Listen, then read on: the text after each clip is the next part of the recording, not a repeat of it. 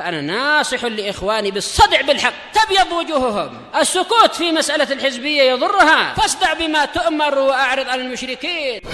سلامي على دماج ورجالها والشيخ يحيى ودار العلم يا سعد بانيها.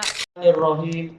قال الإمام النووي رحمه ta'ala al-haditsu tasi' wa sab'un ba'dal mi'ah wa alf 1179. Wa an Anas radhiyallahu anhu qala laqad ra'aitu kibara ashabi Rasulillahi sallallahu alaihi wasallam. Sungguh aku telah melihat para pembesar sahabat Rasulullah sallallahu alaihi wasallam. Jelas Anas bin Malik min sigharus sahabah, sahabat kecil. Jumpa Nabi dalam keadaan Anas baru usia 10 tahun. Nabi wafat, Anas usianya baru 20 tahun. Jelas masih sangat muda. Nah, saya melihat para pembesar sahabat Rasulullah Shallallahu Alaihi Wasallam yang betadiruna as-sawari, mereka bergegas menuju ke tiang-tiang engdal maghrib, ketika masuk waktu maghrib. Rawahul Bukhari, diriwayatkan oleh Imam Bukhari.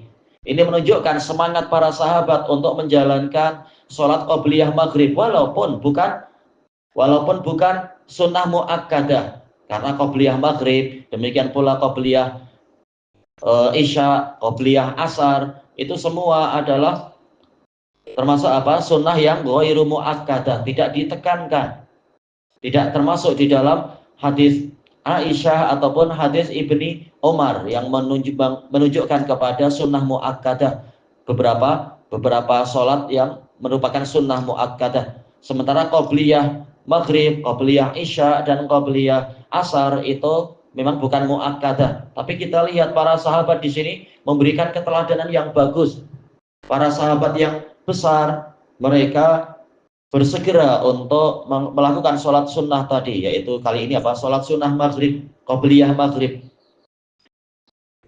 Dan ini menunjukkan para sahabat secara umum adalah berlomba-lomba di dalam kebaikan demi mencari pahala yang banyak, walaupun bukan sunnah muakkadah, tetapi ada ruku, ada sujud. Sementara setiap kali sujud akan dihapus dari seseorang, dari pelakunya satu keburukan, dicatat untuknya satu kebaikan, dan dinaikkan untuknya satu derajat, dan juga ada kesempatan untuk berdoa, doa dikabulkan di waktu sujud, dan seterusnya. Maka para sahabat berlomba-lomba di dalam kebaikan. Dan juga hadis ini menunjukkan tentang digalakkannya sholat ke arah sutroh, yaitu mendekat ke sutroh. Walaupun jumhur ulama mengatakan mustahab, sunnah muakkadah, tapi yang rajih adalah wajib menghadap ke sutroh, mendekat ke sutroh, karena perintah Nabi jelas, idza shalla ahadukum falyusalli ila sutroh wala yadnu minha. Apabila salah seorang dari kalian itu sholat, hendaknya dia sholat ke arah sutroh dan mendekat kepadanya, dan mengancam, yaitu mengatakan inna syaitan yaqta'u sholat ahadikum, sesungguhnya setan itu akan memotong sholat salah seorang dari kalian, malam yakun baina yadaihi mithlu mukhiratir rahal, selama di hadapannya tidak ada sutroh, seperti yaitu ketinggian pelana kendaraan, yaitu 2/3 dhira' atau 3/4 dhira' atau 1 dhira'. Intinya adalah kalau kita tidak memakai sutroh, boleh jadi setan akan lewat sehingga sholat kita terpotong. Kita tak tahu bila setan lewat, maka mustinya adalah selalu memakai sutroh ketika sholat. Dan di sini Anas bin Malik radhiyallahu an melihat bagaimana para sahabat yang besar meneladani Nabi dan memberikan contoh kepada para pemuda, dan itulah yang digalakkan di dalam kitab-kitab tarbiyah. Walaupun setiap orang pasti punya dosa, tetapi jangan dia menampakkan dosa itu di hadapan anak kecil, sehingga membuat anak kecil meneladani dosa tadi, sehingga dosa menjadi berlipat ganda. Dalam artian kita berdosa, kemudian kita memberi contoh yang buruk, orang lain atau anak-anak berbuat dosa, lalu kita ikut memikul dosa itu juga, sehingga dosa menjadi banyak dan menjadi pendidikan yang buruk. Padahal kita diperintahkan melindungi keluarga kita dari neraka. Bagaimana malah memberikan contoh yang buruk. Nah, para sahabat memberikan contoh yang baik, walaupun tidak sampai wajib, tapi mencontohkan untuk melaksanakan sholat sunnah, walaupun sunnahnya bukan sunnah muakkadah. Sekarang kita masuk ke hadis berikutnya, al-hadisus samin, al-hadis samanun, ba'dal mi'ah wa alaf, 1180. Wa anhu radhiyallahu anhu qala kunna nusalli ala ahdi Rasulillah sallallahu alaihi wasallam rak'ataini ba'da ghurubis syams. Kami biasa mengerjakan salat, kunna nusalli menunjukkan kebiasaan dan keseringan, sering melaksanakan salat pada masa Rasulullah sallallahu alaihi wasallam 2 rakaat setelah terbenamnya matahari qablal maghrib. Bang, setelah terbenam matahari kan maghrib. Gimana sebelum maghrib? Maksudnya adalah qabla sholatil maghrib, sebelum sholat maghrib. Ini ada mudhaf yang dihapus, mudhaf terhadap maghrib yaitu sholat. Dan ini biasa dalam ilmu balaghah. Dalam Quran dan Sunnah penghapusan mudhaf itu biasa terjadi. Yang penting orang memahami. Jadi menunjukkan para sahabat, karena Anas tidak mengatakan saya, tapi kami. Mereka terbiasa mengerjakan sholat qobliyah maghrib. Dan Anas mengatakan di sini ala ahdi Rasulillah, pada masa Rasulullah Shallallahu Alaihi Wasallam. Istilah seperti ini mengisyaratkan ini adalah sunnah Nabi. Sebagaimana itu dijelaskan oleh Az-Zarkashi di dalam kitab Al-Bahrul Muhit. Ya, Bahrul Muhit fi usulil fikih karya Az-Zarkashi rahimahullahu taala. Menunjukkan pola seperti ini adalah sunnah Nabi. Apakah Nabi mengerjakan? Nah, itu dilihat dari dalil yang lain, tetapi minimalnya adalah Nabi mengetahui perbuatan mereka dan Nabi tidak mengingkari. Menunjukkan ini sunnah juga. Sunnah takririyah minimalnya. Fatil, maka ditanyakan kepada Anas bin Malik, akana Rasulullah sallallahu alaihi wasallam shallaha?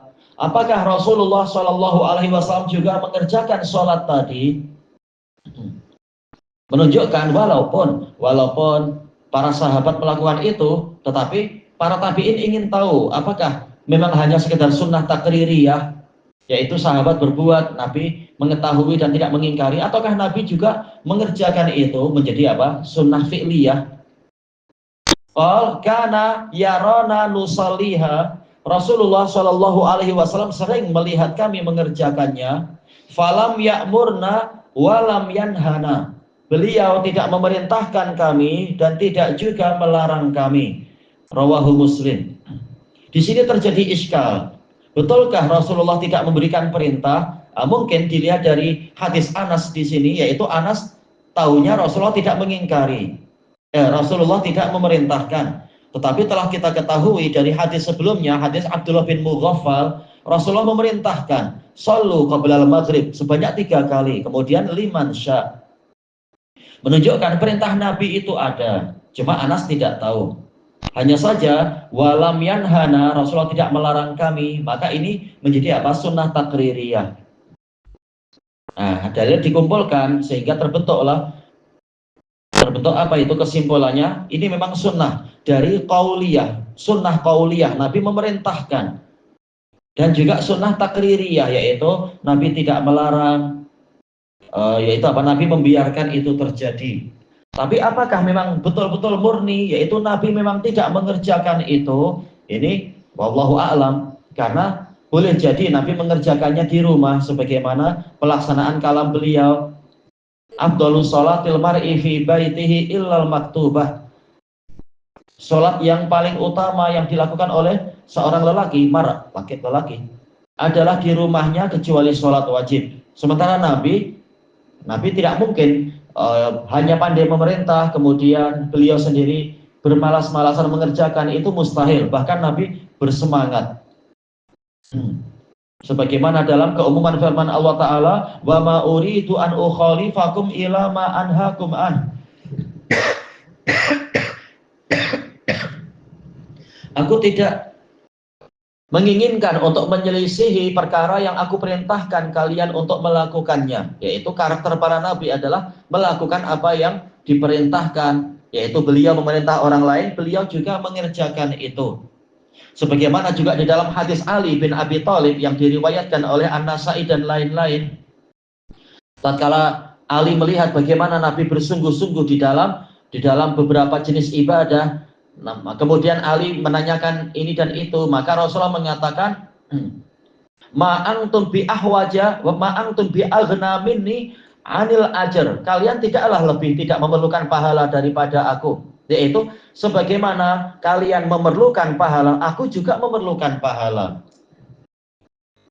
Nah, para sahabat jelas perlu pahala. Nabi mengatakan saya juga sangat perlu pahala. Walaupun beliau dijamin masuk surga, tapi beliau mencontohkan dengan semangat ibadah.